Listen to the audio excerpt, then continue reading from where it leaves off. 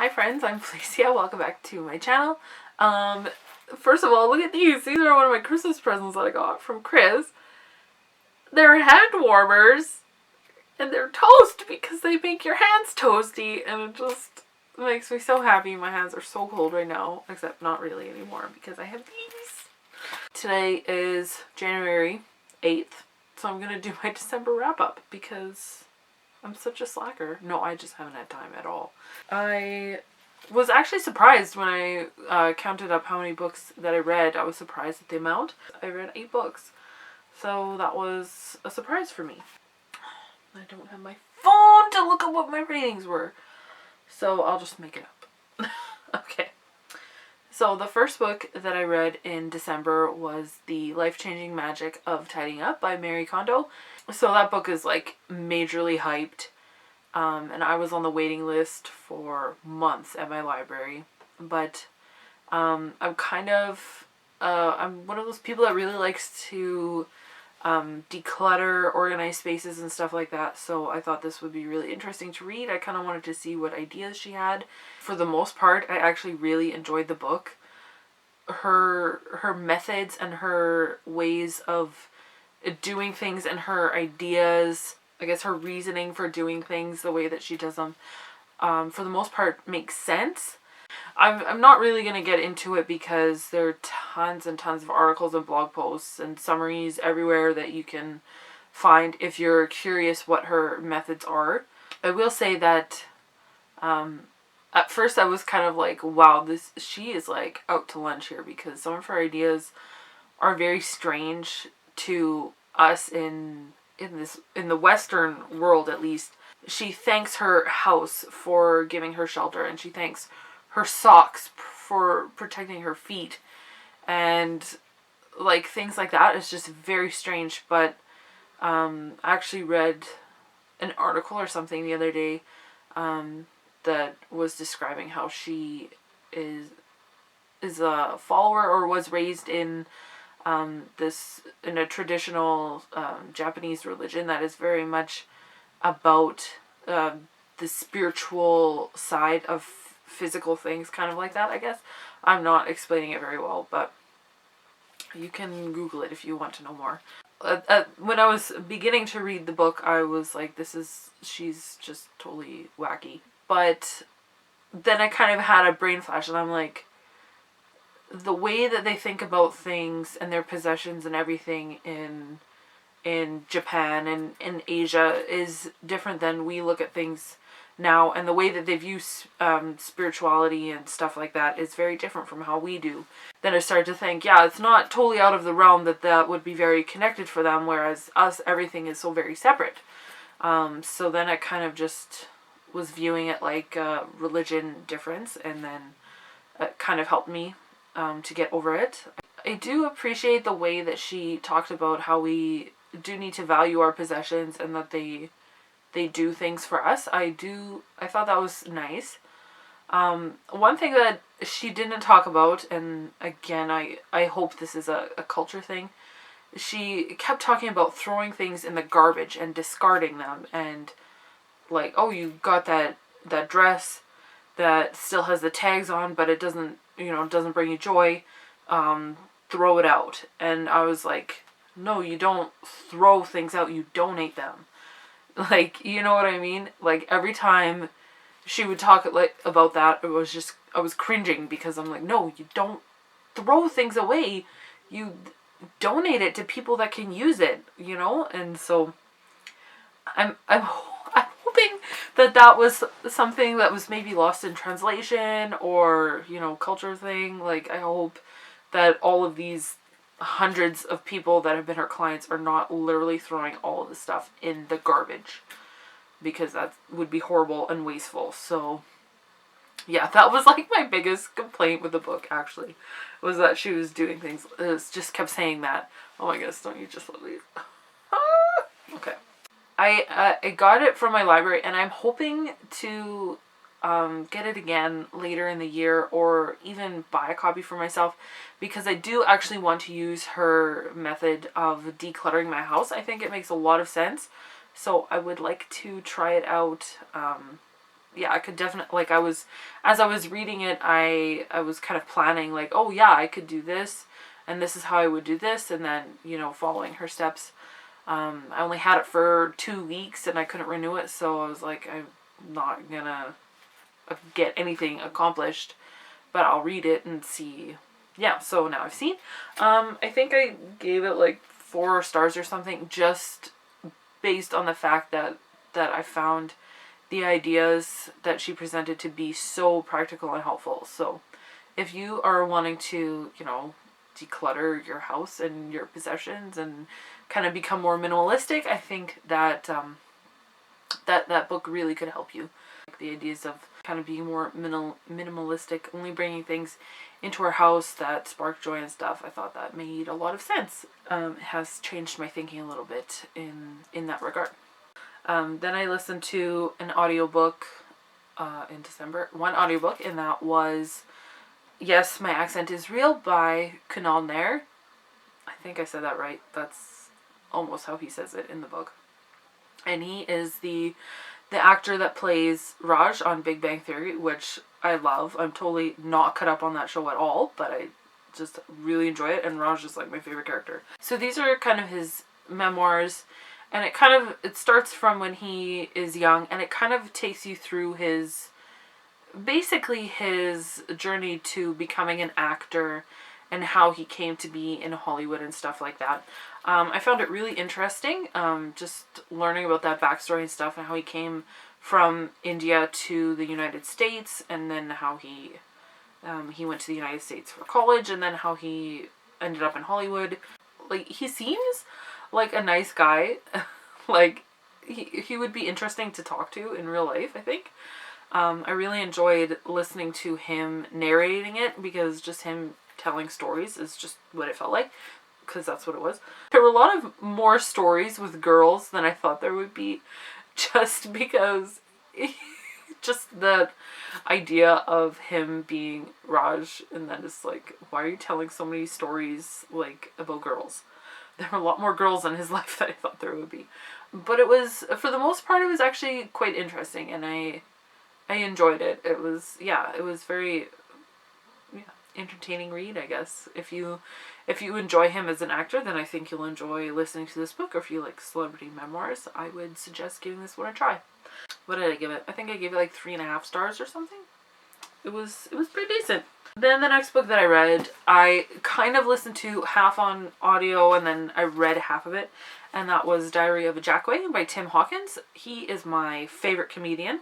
I love him. He's hilarious. I also have the audiobook for this, so I kind of read half and then I listened half.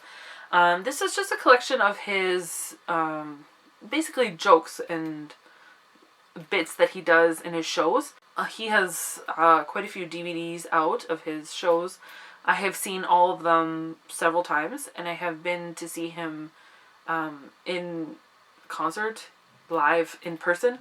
I've been to see him twice, and so a lot of the things in this book I have heard before and I'm quite familiar with his different routines, but it was still funny. And in the audiobook, I would recommend the audiobook over the physical book, because he does a lot of parody songs and stuff like that in his shows. He's actually a really talented musician as well.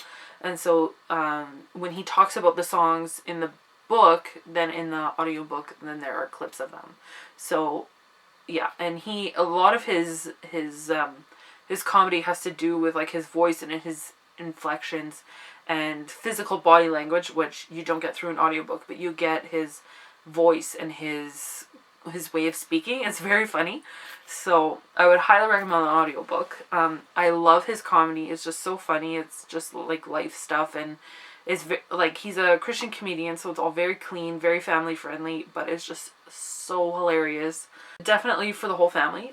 Family friendly. So yeah, if you are not familiar with his works, I would definitely recommend picking up the book and the audiobook. And even if you are, it's still nice, because just hearing those things again, there's a few new things, but a lot of it is recycled, but it is it is him. It's just basically his comedy diary is what he calls it, and that's what it is. So yeah, if you're looking for something really funny, like, I definitely recommend this. Like, please check it out. He's hilarious.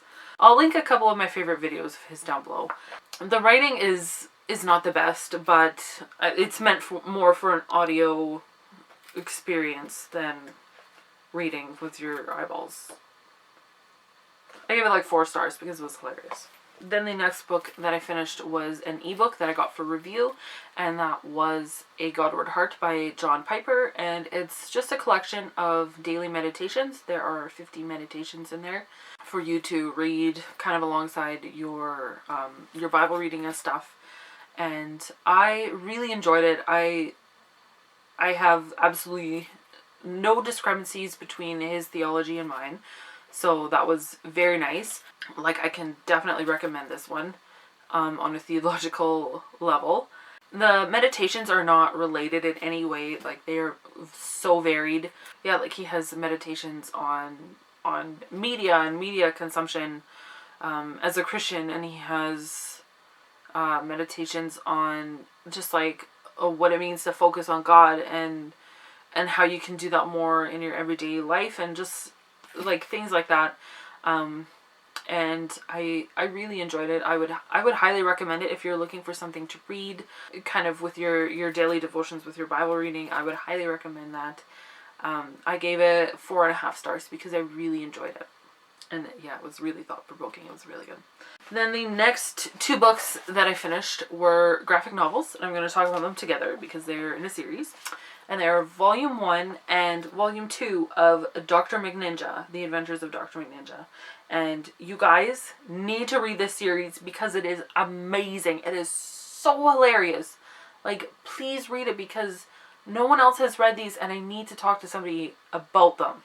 Dr. Mcninja was originally started as a webcomic, and now he has these published books as well. They are published by Dark Horse, which is, I believe it is the publishing house that does Saga. If I'm wrong, correct me, but so that surprises me because Dark Horse is a very well-known publishing house for comics. So yeah, if you guys like Dark Horse, then you'll like these. And I mean, okay, so in this book, he is a ninja.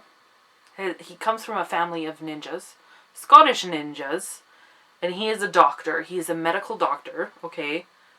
And so, like, with one hand, he's punching the bad guys, and then with the next hand, he is healing the innocent bystanders. And it's just fantastic.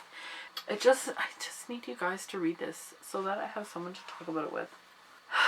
I was trying to think of things to compare it to so that you can get a sense of the humor.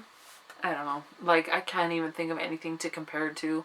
Like, it's just kind of random. It kind of is kind of reminds me of Monty Python. Just like the way that things just happen. And you're like, where did that even come from? But yeah, I don't know. Like, please read this. And then there's a 3rd volume, which is called King Radical. And I haven't read that one yet. These were both rereads for me. I reread them. So that I was all fresh in my mind for when I read King Radical. So I will be picking that up in the next couple weeks here. But yeah, so they're both 5 stars for me because they're just fantastic. So yeah. Then the last book that I finished in December was The Gift by Cecilia Ahern. And it is a Christmassy kind of story, and that's why I wanted to read it. I borrowed that one from Overdrive from my library. I read it as an ebook. I quite enjoyed it. It was, I mean, Cecilia Ahern, she's a very easy style of writing to get into, at least for me. It just kind of flows really fast. So I was able to read that book quite quickly. It is a story about a man who is a very important businessman, and he has lots of things to do, and when it comes to business, he can be everywhere at once, but comes at the cost of never being with his wife or his children, or spending time with his family. And one day he meets a mysterious gentleman that produces a solution for the problem that he has. That's all that I'm going to say about the plot. I quite enjoyed it. It was very cute.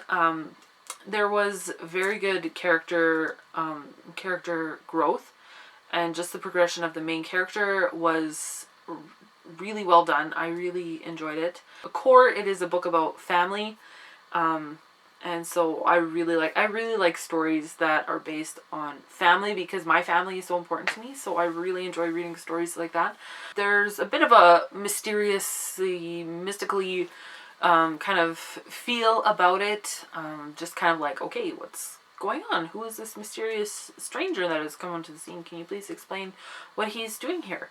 And I feel like that wasn't coming as quickly as I wanted. I was guessing a lot as to what that guy's role was in the story and in the main character's life.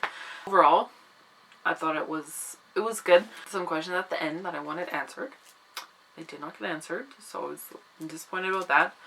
But I kind of was like, okay, I guess it's one of those books that it ends and you just kind of have to accept how things are at the end, if that makes sense. I gave it 3.75 stars. Yeah, if you're looking for something quick to read next Christmas, or you're kind of just feeling in you want to read a Christmas story, then I would recommend that one. So that's all the books that I finished in December. However, I did read most of a book in December, and then I finished it in the morning on January 1st. And it's a library book that I will have to bring back before I do my January wrap-up, so I'm going to talk about it now. And that is Bitterblue by Kristen Cashore. I have finally finished this series, and thank goodness. I would say overall it's a solid 4 stars series for me. Kristen Cashore is a very good fantasy writer. She writes very easy fantasy for people like me that are not very experienced with the genre yet. It's very easy to get into and into the world. This is a sequel to her first book, Graceling. And then there is a companion book. My house is falling apart. Oh my goodness, what was that? Then there is a companion book, Fire, which is in between these two. I would say that you don't have to read Fire in order to read this, but it does help shed light on some of the situations in this one. One of my favorite things about this book is that most of the characters in this were also in Graceling, and so to be back again with all those characters that you already grew to love, and then they're back again in this one, it was very good. And I mean, as well as new characters and new situations. Yeah, the plot in this one does not move quickly at all. I feel like it could have been, I don't know, like 100 pages shorter than it was. Just because it felt like a lot of things were just not happening. There were a lot of problems rising and nothing was being resolved until just about the end. Yeah, it was kind of frustrating. It was like, okay, you could have dealt with this like a lot sooner. You're just kind of, the same things kind of keep happening over and over. Let's get somewhere else. But I mean, the world building is fantastic. The characters are fantastic. I definitely enjoyed this one a lot more than I enjoyed Fire. Not as much as Graceling, but more than Fire. So it's kind of in the middle. If you wanted to read this series as a duology, you totally could. I gave it 3.75 4 stars. Just because of just felt like the wheels were spinning in the mud. But overall, this is a fantastic series. I would highly recommend it if you're looking for fantasy.